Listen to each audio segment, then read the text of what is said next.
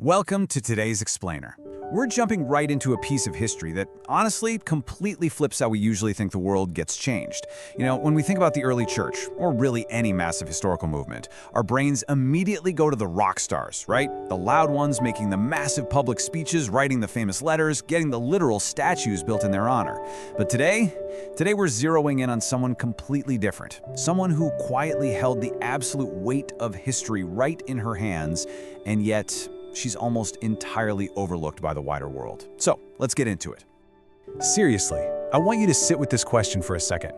What if the most important message in history was carried by someone the world almost completely overlooked? Just imagine the stakes here. Imagine an utterly world-altering document. We're talking about a text destined to shape centuries of thought, transform millions of lives, and literally shift the entire foundation of Western civilization.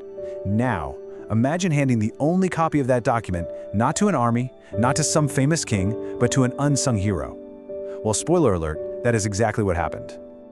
2. That's it. That is the total number of verses where this extraordinary woman is mentioned in the entire biblical text.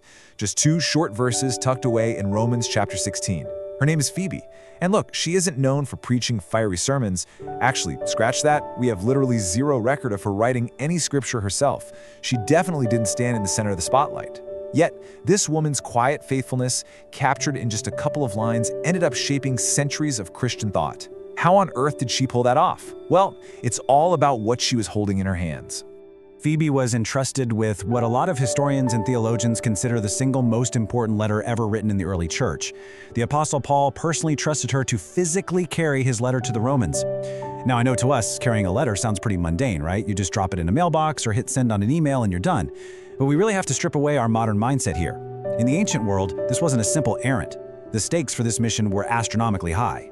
To put it in perspective, let's look at what this letter actually was. It wasn't some casual update text. The letter to the Romans was a meticulously crafted theological masterpiece. It represented years of Paul's deep spiritual guidance and conflict resolution.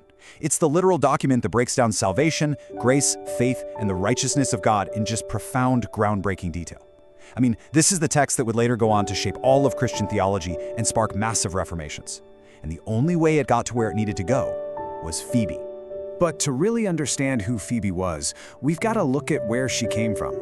Her story kicks off in a place called Cenchrea. Picture a small but incredibly bustling port city right near Corinth. It's loud, it's busy, a total hub of trade, constant movement, and diverse cultural exchange. And right in the middle of all this sheer noise and commerce, the early Christian church was growing very, very quietly, basically ignored by the giant Roman machine around it. But inside that specific, overlooked little community, Phoebe stood out. And not because she was clamoring for attention, but because of her absolute, rock-solid dedication. See, when Paul writes about her in those 2 verses, he uses a very specific word. He calls her a servant. But hold on, what did that actually mean back then? Because it definitely wasn't a passive, sit-on-the-sidelines kind of title. In this context, a servant was someone fiercely devoted to ministry. We're talking about someone who actively, dependably, and reliably supported the work of God's people. Phoebe wasn't just sitting in the back row taking notes. She was in it. She was deeply trusted, and in a fragile, ancient world where anything could go wrong, that kind of reliability, it was absolutely priceless. And this sets up such a brilliant contrast that I think we still totally struggle with today. We naturally gravitate toward loud, public leadership, don't we?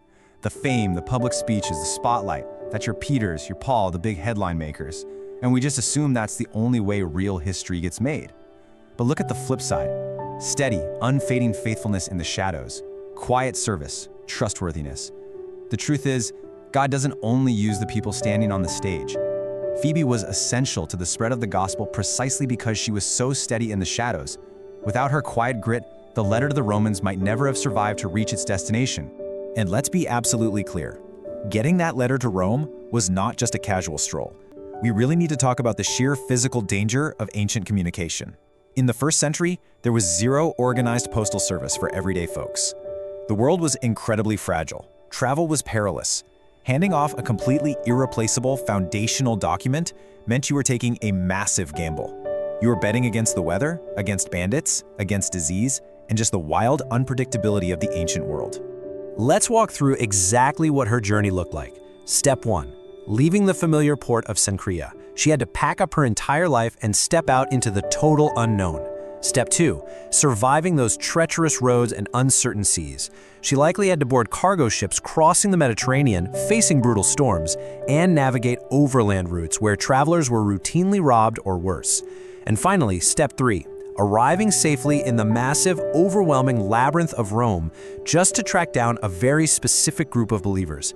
Every single step of this journey was a divine, high-stakes assignment. She wasn't just moving cargo, she was carrying the literal foundation of a faith. But here's the crazy part. Her job didn't end when she finally knocked on the door in Rome. Phoebe was not just a background mail carrier who handed over a scroll and walked away.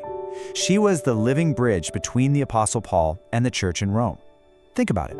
In a time when you couldn't just shoot someone a text to say, "Hey, what did you mean in paragraph 3?"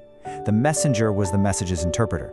She had to carry Paul's tone, his urgency, and his heart. Which totally explains why Paul trusted her so implicitly. She was chosen because she could actually explain the theology of the letter and clarify Paul's intentions to those Roman Christians. He saw her not just as a helper, but as a true partner in ministry. And I love this because it highlights this beautiful truth about the early church. It ran on shared responsibility. Men, women, leaders, and servants, everyone chipped in. Paul didn't tap her for this mission because she had the loudest voice in the room. He chose her because she had proven integrity when absolutely no one was watching.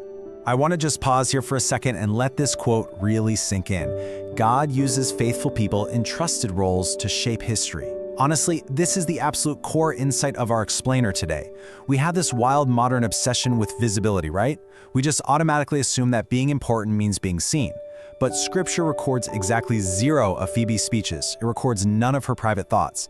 What it records permanently is her trustworthiness. Not every role in God's plan is meant to be loud. Some are meant to be the solid, steady foundation that everyone else builds upon. And that brings us right to the ultimate takeaway here, the power of quiet faithfulness. Phoebe's story isn't just some cool piece of ancient trivia to file away. It is a direct, living challenge to how we operate right now. It speaks directly to any of us who have ever felt unseen in our service, in our work, or in our calling.